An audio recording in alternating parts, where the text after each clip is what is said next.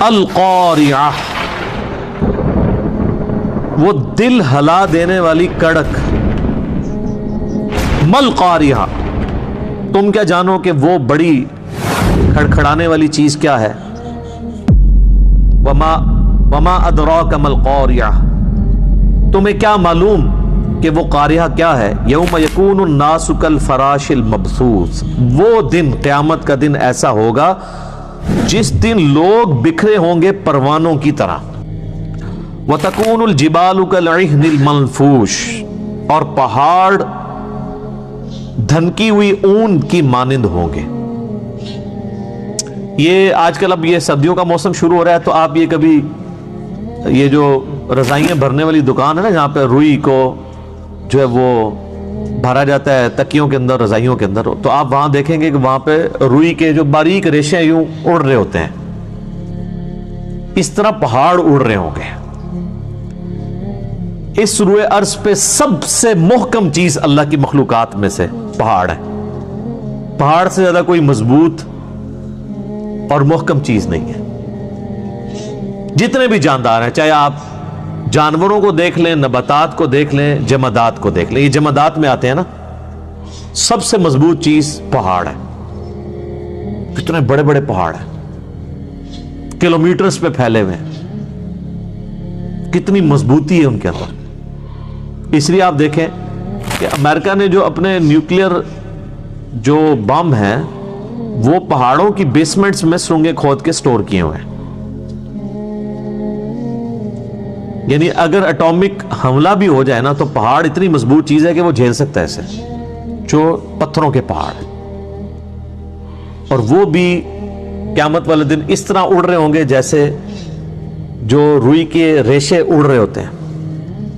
یعنی ان کی بھی کوئی اوقات نہیں ہوگی. گریویٹیشنل فورس ڈسٹرب ہو جائے گی ظاہر اللہ تعالیٰ کی طرف سے.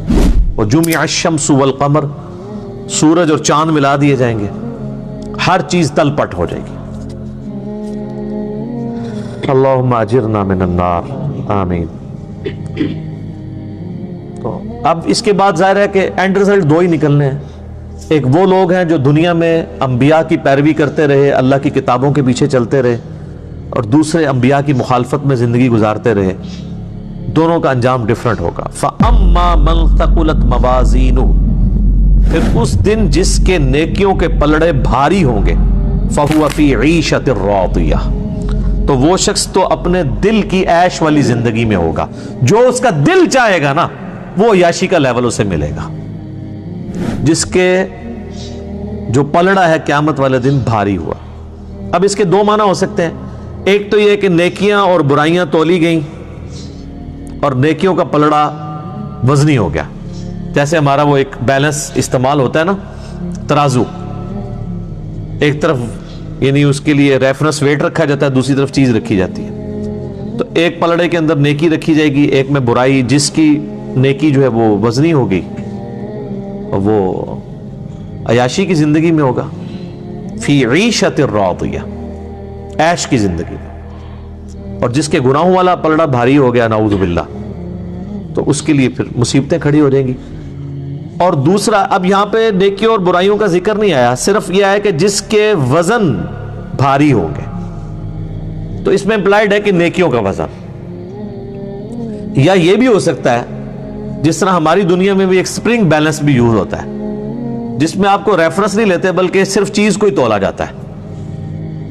تو کسی شخص کی صرف نیکیاں ہی تولی جائیں اور جو اللہ نے ڈیٹم لیول مقرر کیا ہوا ہے اس میں وہ پوری اترے، تو گناہوں تک جانے کی ضرورت ہی نہ پڑے کہ ہاں جی اس کی نیکیاں ہیں، یہ کافی ہے، 33 نمبر مل گئے ہیں، پاس کر دو اسے. تو اور اس سے بھی بڑی چیز ہے، کئی لوگوں کو بغیر حساب و کتاب کے بخش دیا جائے گا.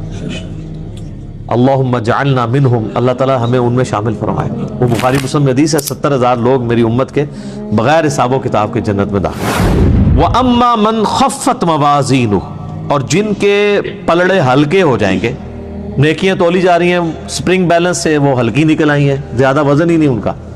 یا اگر دوسرے ترازو میں تولی جا رہی ہیں تو وہ گناہوں کے مقابلے پہ کم پڑ گئی ہیں. اعوذ باللہ. فَأُمُّهُ ہاویہ، تو اس کا ٹھکانہ ہوگا دوزخ. ہاویہ، وما ادراک ما ہی، اور تمہیں کیا پتا ہے کہ یہ حاویہ کیا ہے؟ نار حامیہ، دہکتی ہوئی آگ ہے، وَلِعَوْذُ بِاللَّهِ تعالی اللہم اجرنا من النار۔ اور یہ آگ کوئی عام آگ نہیں ہے، بخاری و مسلم کی حدیث ہے کہ دنیا کی آگ سے 70 گنا زیادہ تیز ہے آخرت کی جہنم کی آگ، 70 گنا زیادہ۔